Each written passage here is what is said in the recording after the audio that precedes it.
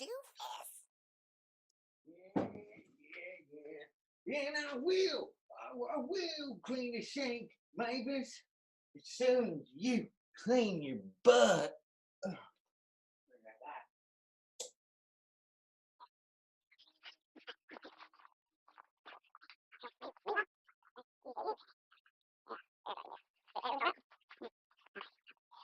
Oh, hi there. Hi. Welcome.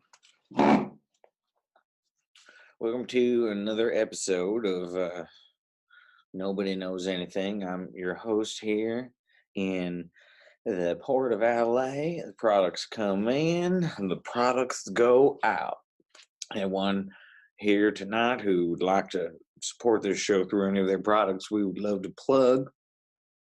We love plugging up in here. Let's see what time we go. About 8:30. We're waiting now for people to come on in. Let me see if we got some guests tonight.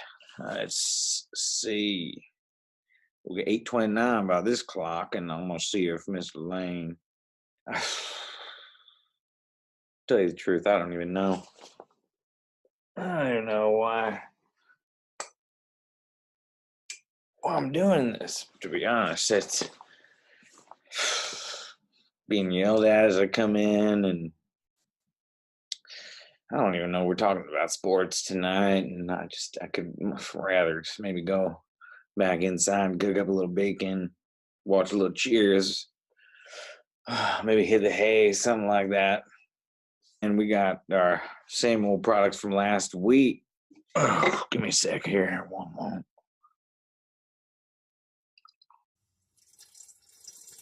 Let's go.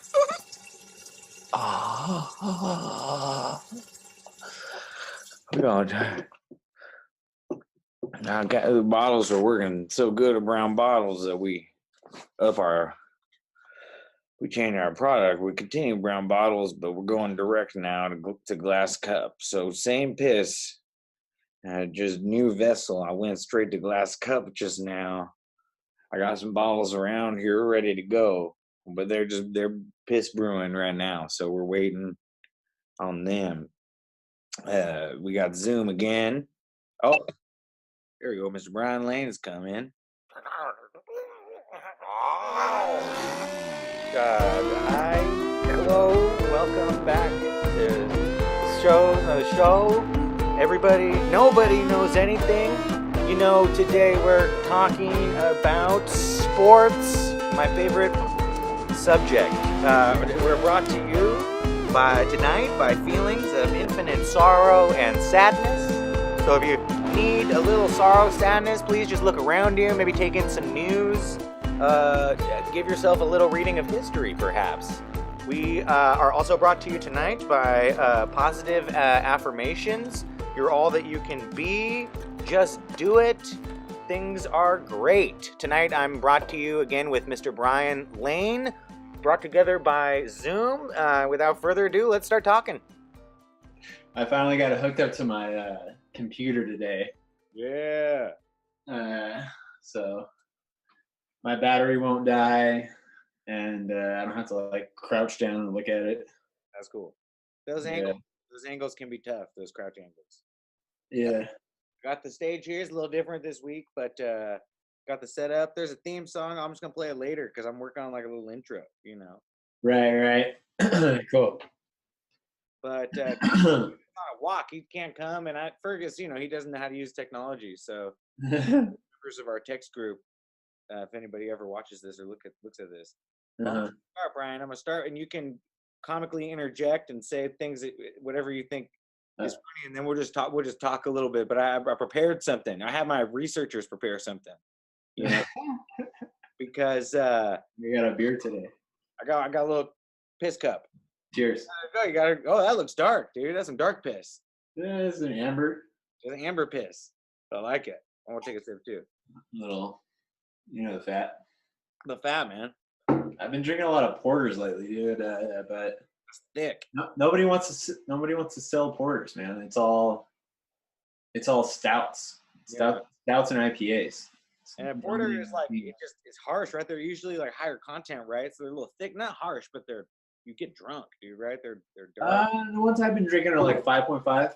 Okay, so they're brown, they're kind of sweet, a little thick, but they're not. Yeah, like a chocolatey coffee deal. Yeah. I find the stouts are like much more like on the higher alcohol. Like they're making these crazy stouts, man, where it's like 15%, 20%. It's like a barley wine or something, Right. Fucking stupid. Too much, man. It's too much. Yeah. Well, I'm gonna start, dude, because you told me the thing last week as a joke, I think, when we said, well, what should we do? Sports. And so here we go. Sports. Yeah. We'll start at the beginning. Even though it's a joke, we're doing it. Here's the beginning. Let me set the stage for you, Brian. Before Back to the Future in 1983, to limited fanfare, the follow-up to Huey Lewis and the News' second album was released. And within 2 years, it would go multiple platinum. And soon, Lewis would be in Back to the Future and cemented in history forever. Sports. I got the album cover right here. Sports. That was for Kevin, but he's not here. There's a Huey Lewis album called Sports. I didn't know about it, but my research team told me about it. But let me go back. I'm gonna set the stage for real. Research team. Before Back to the Future, Brian. There's a thing called sports, and it includes. I'm reading my thing. Includes, competitive physical activity, games. There would be casual, organized participation. They would be aimed to use or maintain physical ability, skills, provide for like military and hunting. In some cases, they would provide entertainment to spectators, and anxiety, stress, depression, social exclusion, and emasculation for unwitting participants like me. Let me set the historical stage now. Before Back to the Future, beginning at the time of the dinosaurs with the first sport, the hunting of the Tyrannosaurus Rex. I feel like you recall this from history class, Brian. Remember they hunted the T-Rex, and when they hunted the T-Rex, it farted on a butterfly or something, and then we had Donald Trump. I remember we read that book in ninth grade. Then the next thing that happened though was society started developing fighting, military, farming, hunting, and so they had to develop these skills, and so sports came out of hunting practice and farming practice and warfare practice. I got a net here for Kevin. I thought he would appreciate fishing being a sport and hunting. I know he likes the slaughter of animals, Yeah, I'm going on a fishing trip this weekend. You going? Yeah. Primal, But so that's 15,000 years ago, dude. Cave paintings, like wrestling and shit, archery. We've evolved past that, right? Well, but it's sports still. They're doing it, and it's they had them in France and in Mongolia. I think it looks like Japan, Libya. Between 6,000 years ago, sports are going on. And you know about the Mayans. Remember they had that game from Emperor's New Groove? Right. Was it the Mayans or the Aztecs? That was the Aztecs, huh? You're right. But I think one of them had this ball game, right? And it was, I think they both toss it through that little hoop. And if your team lost, you would be sacrificed. Yeah. But some kids and women would even play it. And they wouldn't have to kill themselves, but a lot of times there was sacrifice involved, Yeah, did you see that new Player One movie? I think it was, or Steven Spielberg movie. Back to the Future 4, yeah. Back to the Future 4. Yeah. But they had it's based in the future, and they have a game that was just like that, but they're on rollerblades. Oh yeah. I remember that. Yeah. Except the thing the ritual sacrifice was losing your clout through likes or through coins that you you inherited. That was the currency in that game, right? There was a virtual something, right? Well, I think you actually died too, You died in reality. Remember it was like a roller derby. Oh yeah. It was like roller derby and that Aztec game combined. But it was their avatars, right? No, they were. Maybe I'm thinking of. Oh, I'm thinking of a different fucking movie. Maybe I'm thinking of this really shitty movie that I just saw, where this girl wakes up and she's a robot, but she looks super realistic, and she has to there's this city in the clouds where like the elite live, and then everybody else lives in like this squalor in like the old New York. Yeah. And she like rises to the top of this game, and like she's trying to like challenge the power structure, and they're just like watching her and just like trying to take her out the whole time, and it's pretty corny. But song. What's that? Are we watching you song, the Sting song? While they're looking at her. Yeah, yeah, dude, it's weird. They have like eyes everywhere, and like the like main antagonist guy, he like actually like can possess people, because if you have like an artificial eye, he can just inhabit that eye whenever he wants to. Oh.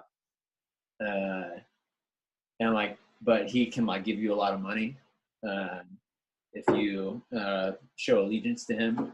Yeah. Anyway, fucking a little tangent that we can edit out later, but sounds kind of cool. And they would have, and the kings were doing all that. It sounds like Lion King, or like the kings of these gladiators, like making people do sport. Right. Which is in the future. But I'm looking at my things now, and where did my notes are so terrible.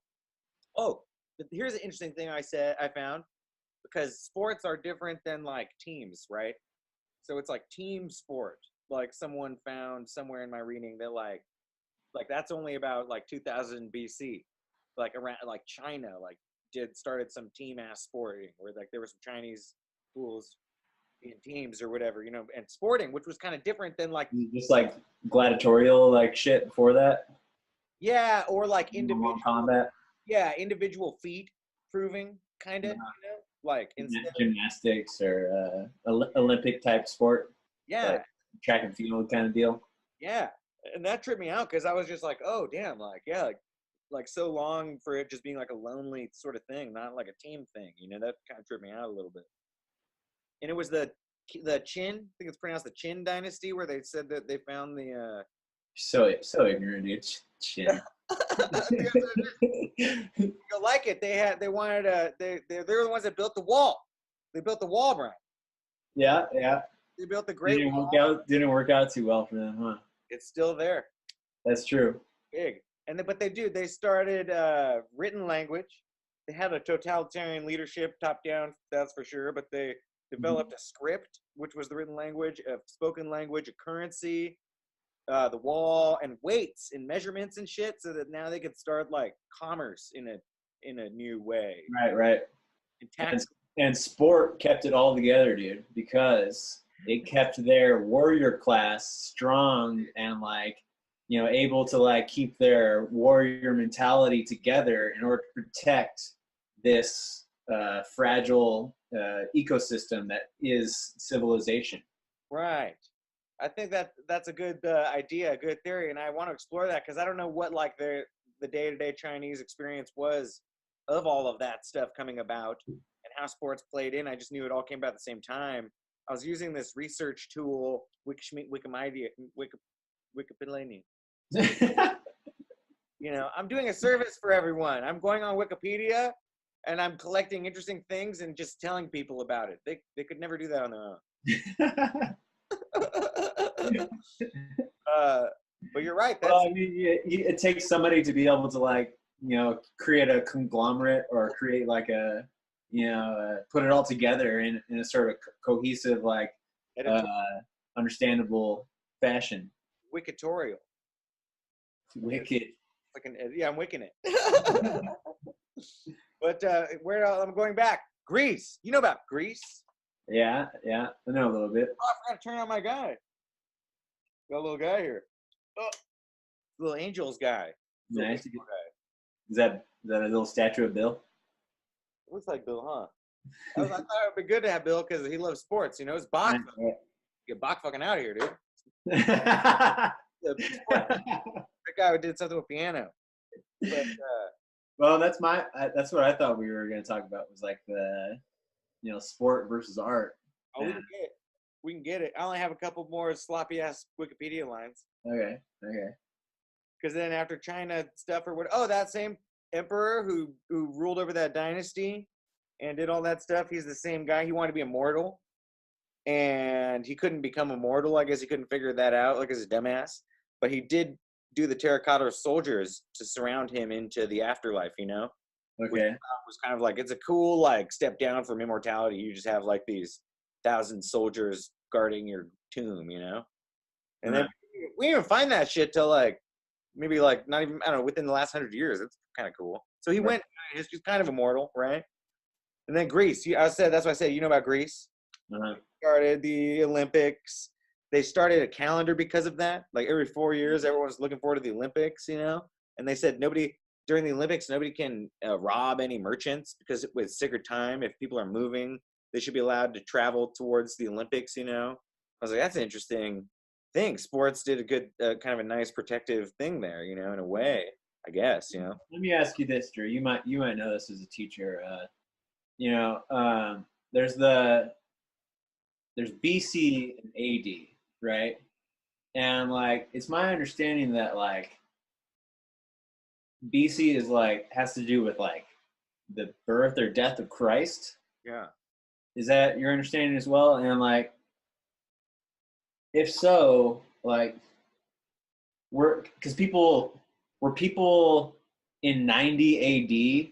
Yeah. Were they or like 90 BC? Yeah. Were they like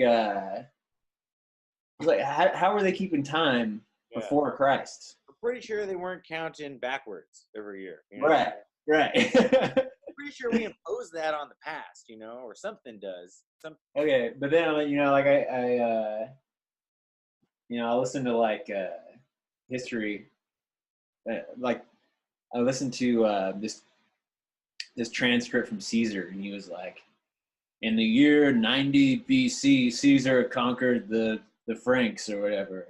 Yeah. And it's like, okay, is that a historian going in there and like changing this thing that Caesar wrote?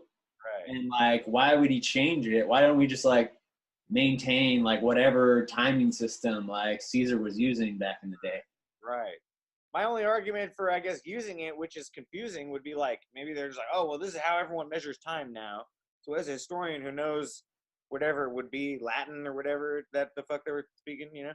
It was Right. like, this is what Caesar said. Okay, so people know, I'll say like 90 BC, you know? But in language, he probably wasn't using it, I would guess, you know, right? Yeah. Anyway, dude, I got you off track there. No, I always trip up on that too, because I was going to make all these jokes about years and things coinciding with like the birth of Christ. But then I'll be like, oh, wait, that's 2000 BC. Like, I can't make a joke about team sports and Jesus coming to the earth at the same time. Woohoo. You know, I couldn't make that joke because it was actually like 2000 BC, which was before Jesus, you know? Right. So I always mix that shit up. And I think it's because it is a little silly on some level, but we all use it. So it's helpful for trying to fucking read about history. It took me a second to adjust sometimes, you know? Like Gilgamesh. My next thing after the Greek thing, Gilgamesh was like around Jesus. That was like 2,000 years ago. And there's like some kind of belt game. All I found, I reread that shit, but I can't remember because I zoned out or whatever. But I read like there's a belt game in Gilgamesh, and he plays it with his companion like Enkidu. And I'm like, that's all I need. He plays a belt game with a strong ass companion. I don't know. Something with a belt. That's all. That's all I know. Smack each other over the face. Like. They're just smacking ass or face. Yeah, I'm not sure. And then I lacrosse. The people that reside in what is now America. Got to say, shout out to the indigenu. Was it the Iroquois that played that game? Or? I'm not sure of the specific tribe. That would be good of me. And that's good of you if you know. No. I'll edit out so that you say the right one. Good man. Was that if it's not the Iroquois, I'll just say the right one. And then, not to like belittle that I brought it in because I brought it in not to belittle, and now I'm belittling. But then I said, all of a sudden I jumped to this thing called Royal Shrovetide Football. Have you ever heard of this? Never heard of it. Game. They speculate that it might have started by the throwing of severed head, where men were called hug ball. A heavy circular ball was thrown about, and men would run about trying to save the ball and bring it to the other side of a given space. Rugby? rugby, or some would argue the beginning of football or something. They called it Shrough Tribe ball, but kind of like Ashtanga yoga, which we both have practiced. The records for it were destroyed in a fire. And so nobody knows whether or not it was actually first used with a severed head. Nobody knows the rules about it. But there's a manuscript that has like this dude, Cleric William Fitzstephen from like 1200 in the Middle Ages. And I remember one time, Doug Stanton, a lot of people made the joke that like that sports, it's just a bunch of like gay repressedness on some level, this fixation, you know, bunch of dudes sweaty, huddling on TV, all these dudes watching them, getting very passionate about it to where they want to fight, and it's even more important than their families and anything. Like almost maybe it's like some sort of repressed homosexuality, and good comedians have made better jokes than me. And I said we're gonna talk about how it's gay, and I made the joke about like not lame but actually homosexual. And I'm not saying this proves anything, but I'm gonna read this transcript. It made me laugh that where we get the origin of football, we know that it happened. So this guy, William Fitzstephen, he said, I'll do a voice, you know. Every year, on the day called Carnival, to begin with the sports of the boys. For we were all boys once. Scholars from the different schools bring fighting cocks to their masters. The whole morning is set apart to watch their cocks do battle. I think they're talking about roosters. Right, but I'm adding a little. I'm really trying to push my. Watch their cocks do battle in the schools, for the boys are given holiday on that day. After dinner, all the young men of the town go out into the fields and the suburbs and play ball. The scholars of the various schools have their own ball, and almost all of the followers of each occupation have their own balls, too. The seniors and the fathers and the wealthy magnates of the city come on horseback to watch the contests of the younger generations in their turn to recover their lost youth. The motions of their natural heat seem to be stirred in them to the mere sight of such strenuous youthful activity, and by their participation in the joys of watching such unbridled youth. That's all I'm saying.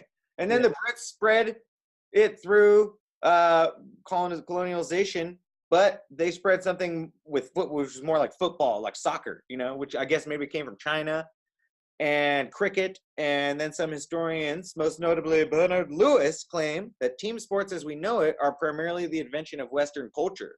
But then I found that thing about it being a Chinese thing. So different sources, different sources. The British Prime Minister, John Major, was more explicit, though, in 1995. I guess he said, "We invented the majority of the world's great sports. 19th century Britain was the cradle of the leisure revolution, every bit as much as significant as the agricultural and industrial revolutions that we launched a century before." He really wanted to take credit for, like, entertainment sports. He was like, it's British. You know, like, I like that. Like, and everything was British. But soccer came from China, they think. England, like, gave us baseball, I guess. And then it traveled through Canada, and some dude made the rules in America, like, that are now... Well, it's like cricket, right? But I thought baseball was a, you know, uniquely American sport, is my understanding. But it is, and I think here's the... of cricket. Well, I think here's probably the interesting thing. I mean, I'm dumb about all of it. You ask historians, but, like, it seems like there was like stickball, you know, in a lot of different cultures that I came across, but not enough to write about, like, here's where it started. It's like hit a ball with a stick, you know? And then, like, cricket comes about and other things come about, and baseball is invented in like the 1800s. It almost seems like certain games just kind of were around, and then, like, the rules got codified, and now baseball is what it is, you know, and cricket's what it is, and soccer is what it is, and football and rugby, you know? But maybe they all came from like a swirl of just a bunch of different humans trying to fuck around, you know, and sometimes play to the death. Right. I think that's all I have too. The only thing basketball, because basketball's kind of interesting, right? Mm-hmm. I've heard this before too. I've read about it before just because I hate sports, but whatever reason I read about basketball, and like some dude, James Naismith, you know, who's bored in Massachusetts in like 1890, and he was like, it's raining, what can we do? I got a peach basket, put it up, and they played that shit, you know? And it started out just like a bunch of white folks, you know? Mm-hmm. And then, like, now it's like it's like 14% white. It's funny. Yeah, You know, yeah. the people that are that are worried about like white genocide or whatever, you know, if they look at basketball, it won't make them happy. You know, they'll be like, we created it. We created basketball, and And now it's all. the people worried about white supremacy can look at basketball and say like, if this is a white supremacist society, why is there a disproportionate amount of blacks like dominating the sport? Like, how would a white supremacist society stand for that? Yeah, yeah. I don't know, man. Like, I don't know enough to say about it, but they're slaves. Well, especially in the college leagues, right? Yeah, I hear that, you know, but I don't know anything about sports. But I just hear like, oh, like the athletes, sure, they're paid a lot, but they're kind of fucked with, you know, or whatever, you know. Well, like in college, they're not paid at all, but the masses are making their masters are making millions of dollars. Yes. Selling video games, selling merchandise, selling their image, Right. um, which is a travesty. Right. But yeah, I got a couple notes here myself, dude. Give us some sports. What's that? Give us some sports notes. Yeah. Those are notes.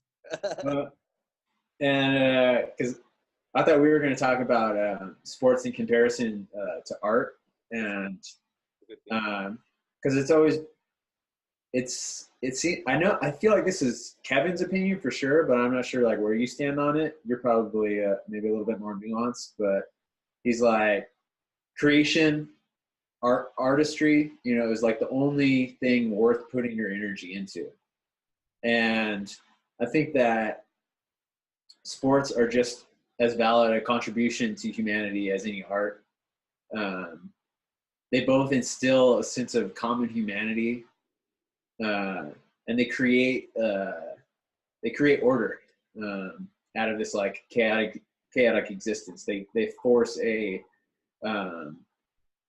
they're kind of indicative of the spirit of socialism, like in a sense, because they you sacrifice your individuality for the common cause in team sports specifically.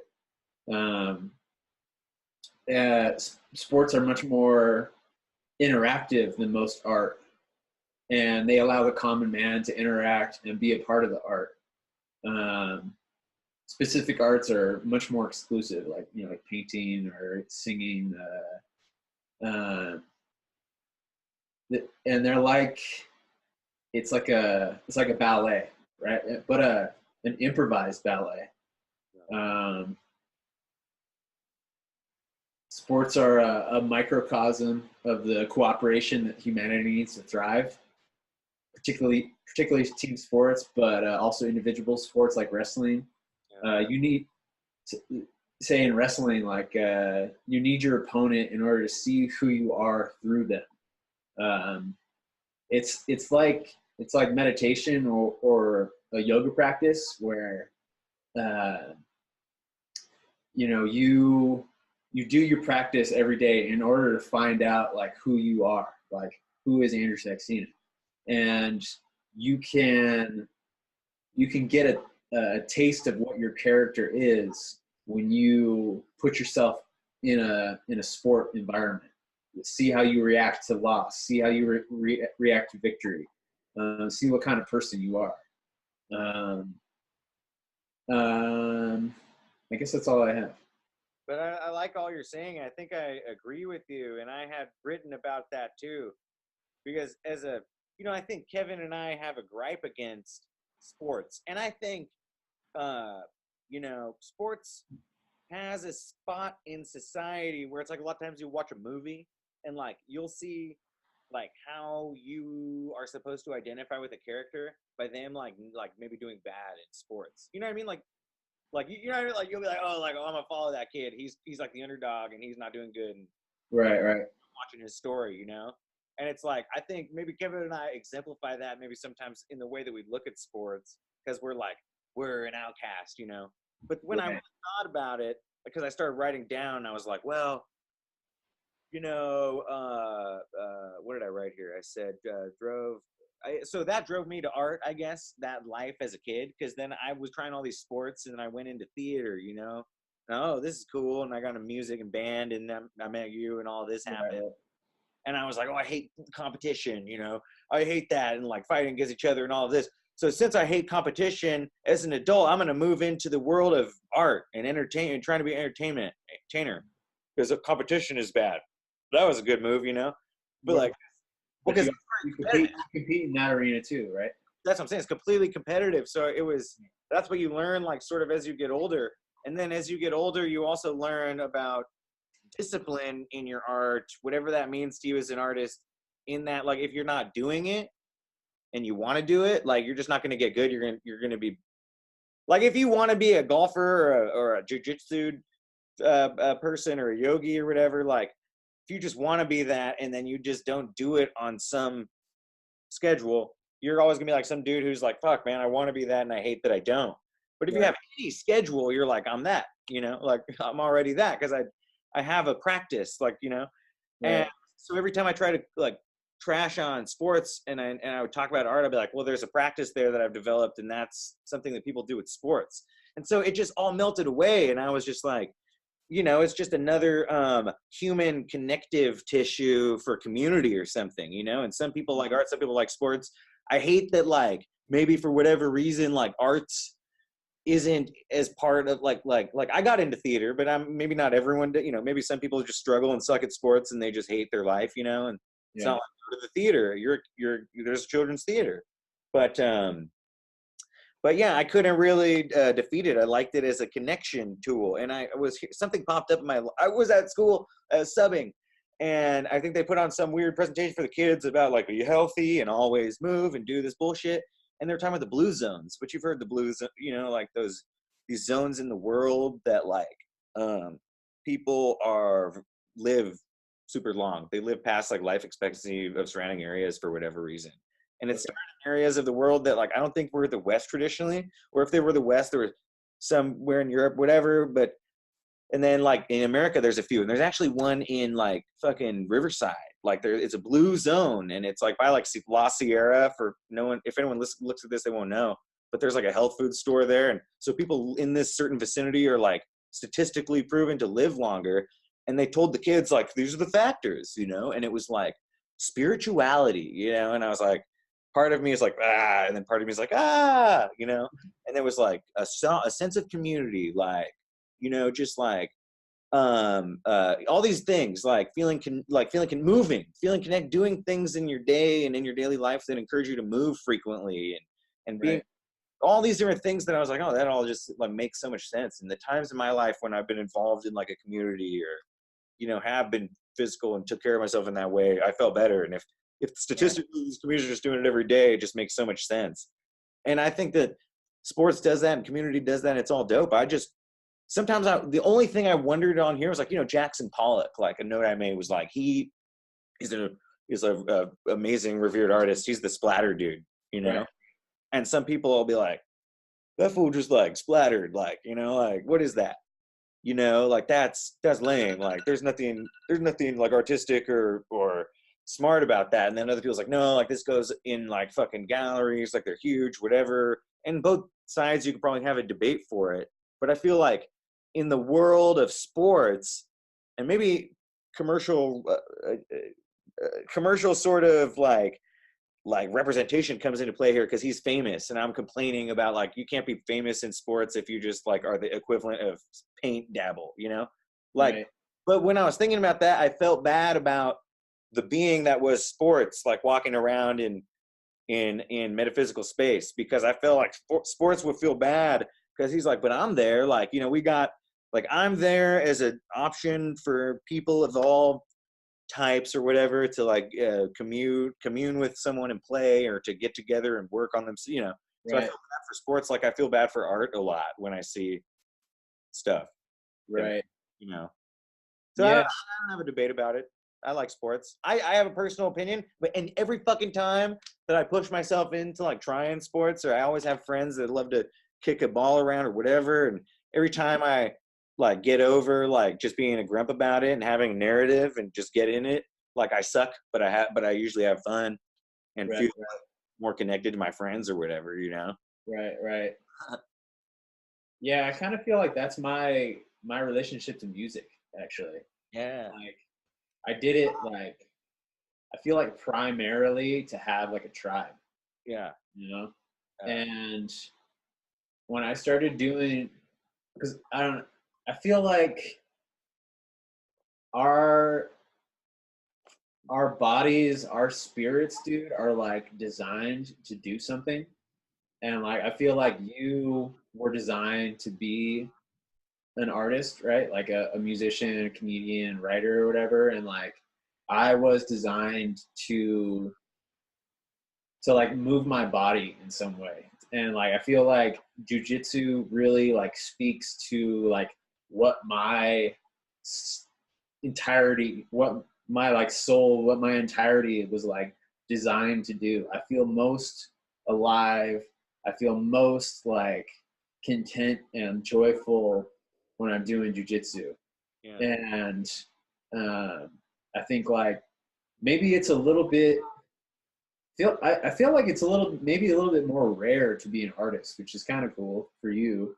Um, but See, that's the thing that's interesting to me because I feel like that point of view makes sense to me. That it does feel rarer. Like we're talking about movies. Like if you're the guy trying at sports and you suck, everyone's like, "Aw." And if you're the guy in the movie who's like trying at art, everyone's like, "Aw," because it almost seems like fewer people like try at art or whatever. And yeah, like regardless of what of arts versus sports, like that's the thing that sometimes I worry about art because like in the way because sports for me like I love what you're saying about the purpose. I think this is what we should talk about next week too. Is like it should just be called purpose or whatever. But what is purpose? Something like that. Because what you're saying sounds like just a fulfilling sense of purpose. And when I move my body, it's always like it's meditative. I like yoga and I do my things, or I'll go on a hike. But I like the connection. But that's not what I'm striving for. But it always feels good. It always feels like I'm like this is it, and it's part of my practice. But I don't have like that physical thing where I'm like, blah, blah, blah, like I'm there, like what you're saying. My things are whatever other places, but I like that but it's the same sort of, connection in my mind. And that's why I think purpose is an interesting thing for me to say for next week. But the thing I meant to talk about at first was like, for whatever reason, I think everyone kind of does accept that you can be athletic. And even if sports isn't your purpose, like you can kind of go out and have a run or do what you do, and it's going to make you feel better. It's going to be good. And people do say like self-care, it can be artistic too. But I really think like therapeutically, man, it's like we did those yantras in teacher training where it was like, oh, try to find a way to express your, your crazy or whatever it is, artistically. And I was like, ooh, like, yeah, like this is, art therapy, I guess rather than me framing it as like, this needs to be more, there's a fight. What I'm saying is I'm just passionate about that, like, fuck. right, Because in my life, I use that and that's where I feel there. Like, right, right. Well, and like it took me a while to find jujitsu, right? Like I tried I tried skateboarding. I was decent at it, but like I found the history of that. I forgot where it was, but I wish I would have been able to say it there. Anyway. not as competent like as I would have liked to be. And I was okay at basketball. I was always like like middling at like every like sport that I tried, right? And felt like very middling in music and art. But then I found jujitsu and I was like, okay, this is my fucking thing. Like I feel like I could be good at this. Like, and like I'm willing to do the hours of hard work that it's going to take in order for me to be good at this. And I feel like that's when you found your passion. It's like, I don't necessarily believe in talent, right? Like, I believe like we're designed to do something, and when you find what you're designed to do, that like it's easy for you to do the hours and hours of work that it takes in order for people to perceive you as talented. It's like, no, I'm not actually talented. I just put in thousands of hours doing this, like, and it just looks like I was able to do this, uh, you know. But what I was trying to get to was, how do we, how do we find the artistic expression that is palatable to someone like me, that's like but maybe it doesn't even need to exist. I mean, like, I mean, maybe talking is like the common man's artistic expression.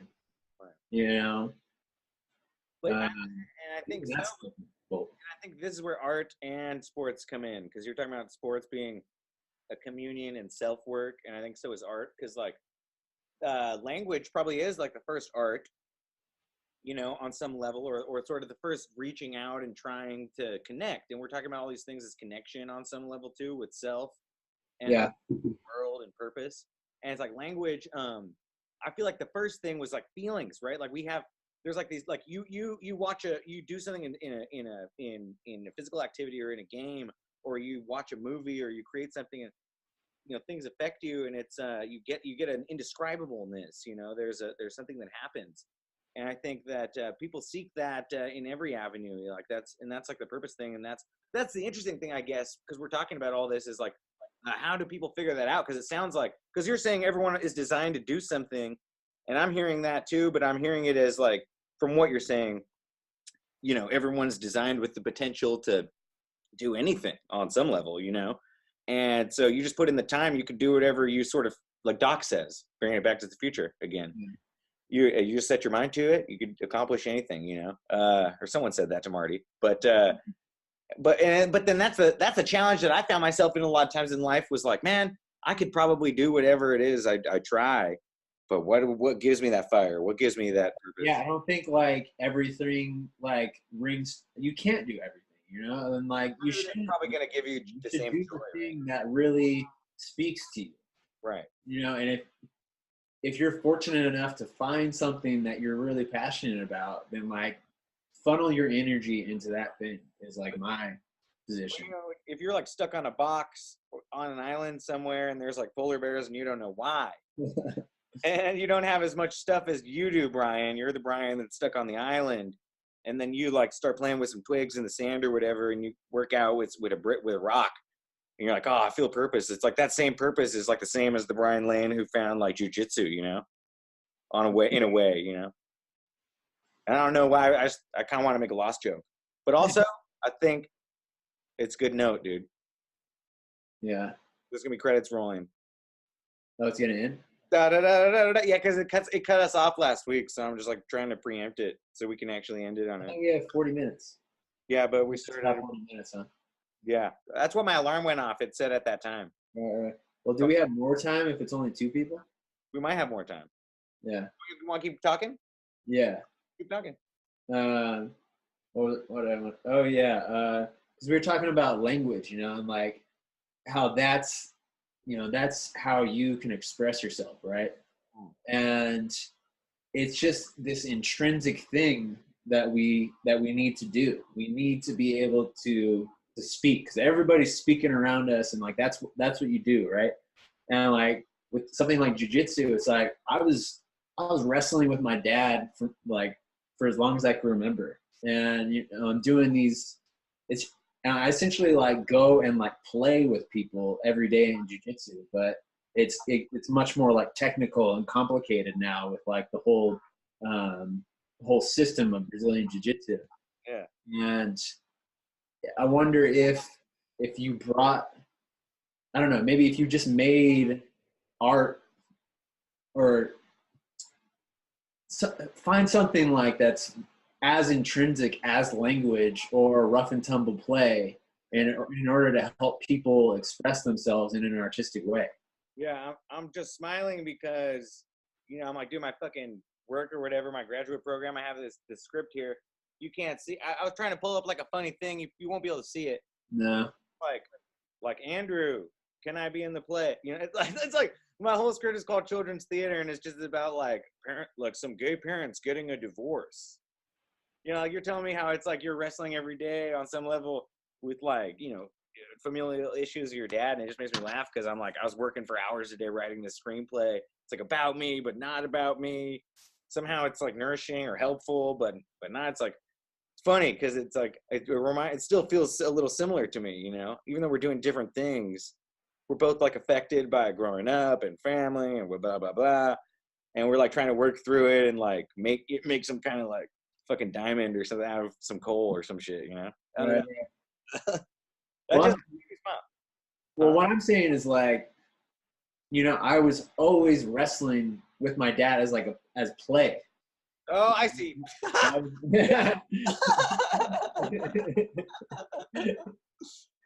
see. And that's just fun, and it's I think as children, like it's fun when we start talking.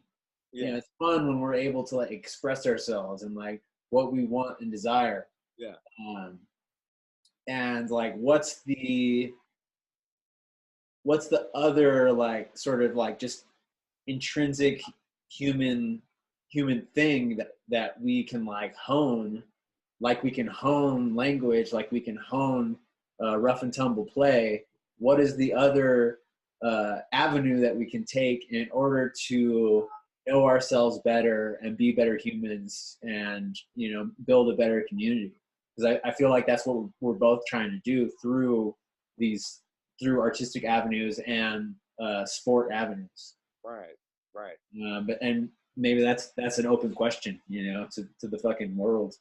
Yeah, I think so. And to me, I just, I think we both would think and be able to name people where it's like, I feel like they have delved into a certain level of themselves through their particular passion or art or whatever it is in life, and in doing so, like in the process, not for wanting to, but in the process, like what came out of them was like beneficial to like humanity at large, Mm-hmm. You know what I mean? Like maybe like because we want to make the world better, and then sometimes when I'm trying to think like fuck, or I'm frustrated by stuff, and I'm not saying like cop out and ignore stuff and get tunnel vision, but when I'm like doing the stuff that is helping me learn about myself, I'm like, all right, well maybe it'll give me like, like when I'm looking at everything, maybe a little more clarity because it has maybe a little more personal understanding or wisdom or something, Mm-hmm. And but then I know that like if I were gonna like try to actively like go out and act, because there are people in the world who inspire me who are like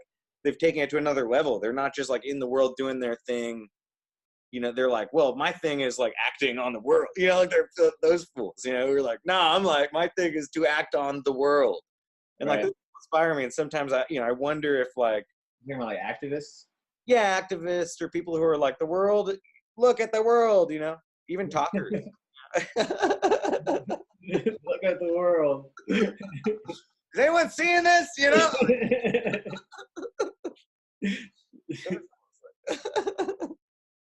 Yeah. That got into a marble jumble, but yeah. I don't know. I think it is a good open question of other thing or being your connection to the world at large, sort of on some level. Right. I think another thing that jiu-jitsu has really shown me, dude, is like being okay with failure and like how wonderful failure is. And like when you're learning something, when I'm learning how to move my body in a certain way, it's like I'll never be able to do this. Like this is impossible. And I remember going through this with music too. But like if I just keep on going, if I just keep on repeating this, then I'm going to be competent in it, and it's going to be secondhand nature. Right. So like maybe, spurring that on with, filmmaking. You might have experienced this in your filmmaking career, where it's like, I don't feel like I can do this, but I'm just going to keep going and like, I'm going to get more competent at it. Right. But I don't know. It's so hard for people to try certain things. Right.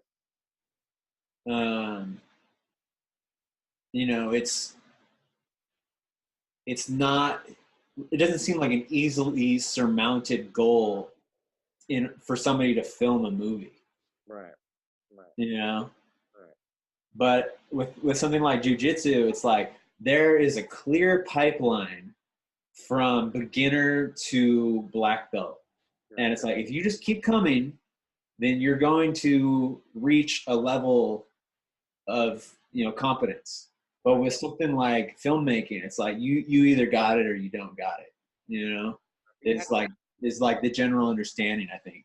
It is, and maybe that's another reason why I think like sports, because no one's saying like anyone can make a movie, but when with jujitsu, it's just like, oh, it's something else. No, it's not saying like, do you want to be like the top 5 jujitsu people in the world, and everyone's gonna be like listening to you for advice. Like that's not like the statement. But with film, for whatever reason, I feel like when people hear the statement like, "Do you want to make a movie?" They're like, "Am I gonna make like the top 5?" You know what I mean? Like there's like a thing, and you're talking about like failure and why jujitsu is cool, and I think why yoga or any personal practice is cool too. Is with the art too. The hardest thing with the kids, man. I feel like when I'm with the kids and just doing my own thing or whatever, and it's if they're working on an art project or something, and like they do something wrong that they perceive as wrong, and they're just like, it's over, that like they go out of a line or something, and I'm like, no, dude, like that's even oh, like it looks cool. And they're like, no, and it's like then the kids who just don't have a problem, maybe they just make a mistake and go with it. Some kids do that. And like when I'm doing my own art, it's always like when you make a mistake, like you have to like cherish it, and like it's not a problem, it's just how do you make it Right. art. I was reading this Alfred Adler book, dude. He's like this old psychologist, and he was talking about like different kinds of people and how like a well-adjusted person will have this negative interaction with somebody, and they'll be like, it's okay, people get over things, and like I made this slip up here, but it's okay, like people forgive and forget, and like everything's gonna be okay. But then like this maladjusted person is gonna like either just like not, they're gonna like avoid communicating with people, or they're gonna like stew on that little mishap that they had. Right. And I've been trying to like, I'm like, oh shit, that's me, dude. I'm kind of like maladjusted. I'll avoid people, or like stew on this like weird interaction that I have with somebody for some time. So I've been trying to like just like Self-regulate. do this like little mental trick where I'm like, I'm gonna get over it. I'm just gonna keep going in this social interaction, and like not think about how I just called that guy Evan, even though his name is Ethan. Right. I'm not gonna like stew on the fact that I look like an idiot. Right. It's like a positive self-talk sort of practice or whatever to combat like whack programming. Venezia is like all Ma's looking, or she's always telling me, you're talking about what she's learning as she's going through her psychology therapy degree or whatever, and she talks about like the different personalities or whatever. She has me do these tests, and like she's very negative, like like thing will happen to her, and like I don't know, like she'll misplace something and she'll just be like, God is, has cast a spell upon me, basically of evil. It's just like, well, smooth sailing. Me, I'm just, that's the way she goes. Like the personality test, and she's like, yep, look, I'm that, and then you're like sort of this, and it's like on some level we are those things, and they are problematic sometimes, and then sometimes they're good. Like sometimes it's good for a person like me to see something as a sign, like, fuck, I need to fucking straighten this out. Like I need to straighten some shit out about my life, Sure. And when Venezia sees every sign as like, oh, everything's off track and I have to straighten everything out, it's like unhealthy, Right. And then I'll see a problem and be like, it'll work out, I'm just gonna skate by. And like maybe it does, maybe it doesn't. If I do it every time, it's unhealthy. But if she never does that and does it once, she'll probably be a little better, And it's like, right. So when I do these things about personalities, it reminds me of like the yantra, or what are they? You remember in Ayurveda, niyam? I don't know. They're not yamas and niyamas, but they're personalities. Oh yeah, shit, yeah. Like we're all like a mixture of them, and it's like, well, if you always think to yourself, I can't do it, then maybe it's good to like, self-talk and reevaluate that, And if you're always telling yourself like, I can fucking do anything, I'm jumping out of the plane with no parachutes, like, well, maybe, self-talk there the other way, And I was like, it's kind of like liberating, because I always look at things as like extremes sometimes, or like, oh, I'll hear a new thing and I'll be like, that's me, like, like how you're saying a little bit. And I'm not saying that that's wrong or that what you're saying is wrong. I'm just saying like, it's nice for me sometimes to be like, all right, like what I've learned from it, like how am I, like what you've done, like you created like a ritual from what you've learned that like helps you be a little more healthy. It seems like, which is cool. Right. Right. We gotta do a mental health episode too, man. That'd be a good one. And Yeah. I'll Yeah, I want to do an addiction one, dude. I like that. I'm never that. Yeah. Because this fucking thing, dude. Yeah. I don't know. We probably got like 5 minutes left here, maybe. That's even if we don't, it's probably a good time for me. I got the inline side. The what? I got an inline side. Oh. So you need to go entertain? Well, in like 5 minutes. Yeah, yeah. But dude, like this fucking thing, dude. Nicotine. Is that nicotine by itself, or is that? Yeah, just straight up nicotine vapor or whatever. Yeah. And I'm sitting there puffing it at night, and it's not affecting me in any sort of like visceral way. It's merely turning off the switch that was flipped on. It's just simply dampening that urge to smoke. Yeah. And it's like, okay, maybe you're not even addicted to nicotine, dude. You're addicted to the act of smoking. Right. And how fucking crazy is that? Like, There's this, I was listening to something today about like connected to like some like Zizek video I was watching, like some philosophy he had built on or whatever he was referencing, where they're like the need, like the desires and the wants of like man, like are not like even their true desires, and like then we go about like smoking or doing these things that we're doing to like mend some other thing, and then we think that's our desire, and then now I desire to smoke less, or I desire to only have edibles or use a vape. It's like all these like compounding desires that are based on some internal self thing, Right. Which is back to self practice, which is probably a good thing to do for us all. Yeah, I think Carl Jung said that alcoholic spirits fill a God-sized hole in the human spirit. Yeah. I like that. Yeah. When I asked David Lynch about tobacco, because he had told a story about Lenin or whatever and drugs, and he was just like, most people, they meditate, they transcend every day, and they lose these urges, like they get more in touch with themselves, and they're gone. And he's like, for me, like I have a deep and undying love for tobacco, and I just want it more. Like, and he's like this. It's his ritual, He's like, but that's not everyone, and like it's like a rare case. And I found myself trying to be him for a little while, like yeah, tobacco, and I was like, no, I have some shit to work out, like like you cut your hair like him. Yeah, well, that part I'll do. Like I'll do the rest of the cults. I'll meditate. I'll cut my hair, and I'll be weird, I thought I would smoke tobacco. I'll drink a shitload of coffee, but I thought I'd smoke tobacco. But I realized, like, no, there's something I'm trying to figure out with tobacco, and I'm not counting. I don't want to count on like I'm gonna be this old dude who's 90 doing yoga and it's gonna work and I won't die, or I have these moments sometimes when I watch a movie, or when something really touches me. I'll be thinking about my cat or my friends, and I'm just like, why did I even meet these fools? Like, why? Like, why did I get born and have to deal with like connecting with people, and I'm gonna die and they're gonna die, and it's just I don't want to like And then I think about like I smoke, like I make myself so that I'm gonna like take myself away quicker. I do these things like, and I get all like, ugh, things are just the things I love. Everything shows me impermanence, and it like freaks me out a little bit, sometimes. So I'm like, okay, I have something to work out about my relationship with like my pleasures, that I think David Lynch has done some other work, I'm not saying I have to do his work and then I get to smoke, but right. But something happened, with him, and he's all okay. But I can't count on that, because I'll be sad if I die at like 65 with like fucking lung cancer, Right. Don't get to complete all my fucking master plan, You got a plan, dude? Sorta. Yeah, I need a more definitive plan, man.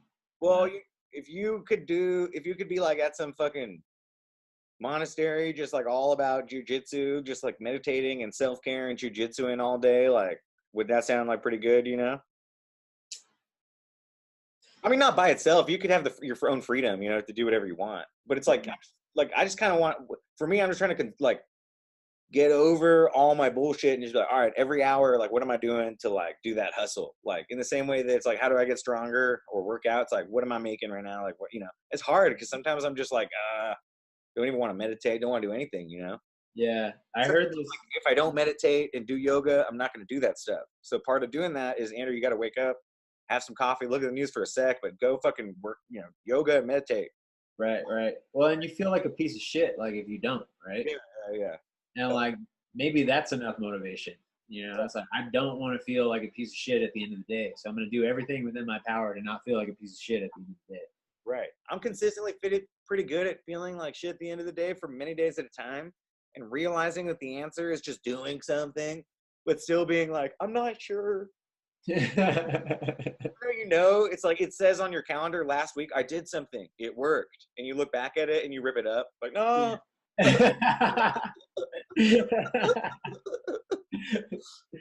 Cool, man. Well, maybe we should end it on that. All right, man.